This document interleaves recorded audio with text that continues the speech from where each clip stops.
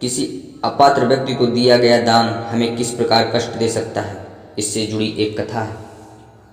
एक बार एक गरीब आदमी एक सेठ के पास भोजन के लिए सहायता मांगने गया। सेठ बहुत धर्मात्मा थे।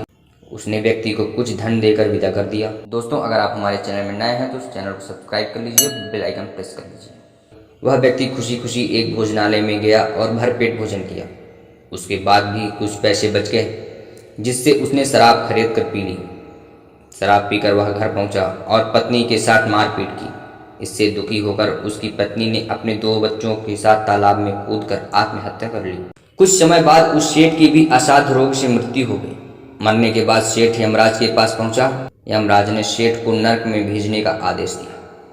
सेठ यह सुनकर घबरा गया और यमराज से बोला, आपसे गलती हुई है।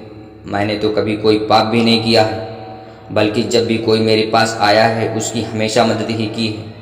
यमराज बोले, हमारे यहाँ तो गलती की कोई संभावना ही नहीं है, गलतियाँ तो तुम लोग ही करते हो। पर सेठ के अनुनय विनय करने पर यमराज उसे भगवान के समक्ष ले गए और सेठ की बात बताई।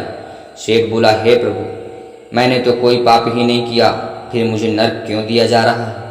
तब भगवान ने उसे गरीब व्यक्ति को दिए धन और उसके दुरुपयोग से उसकी पत्नी और 2 बच्चों की जीव हत्या की बात बताई और कहा, उन जीवों की हत्याओं के कारण तुम हो।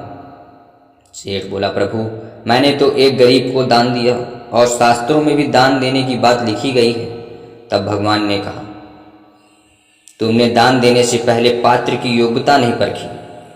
साथ ही तुमने इस ओर भी ध्यान नहीं दिया कि उसे किस प्रकार की सहायता की आवश्यकता है।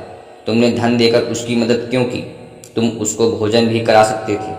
और रही बात उसकी दरिद्रता की, तो उसे देना ही होता है, तो मैं ही उसे धन दे देता। वो जिस योग्य था उतना मैंने उसे दिया था।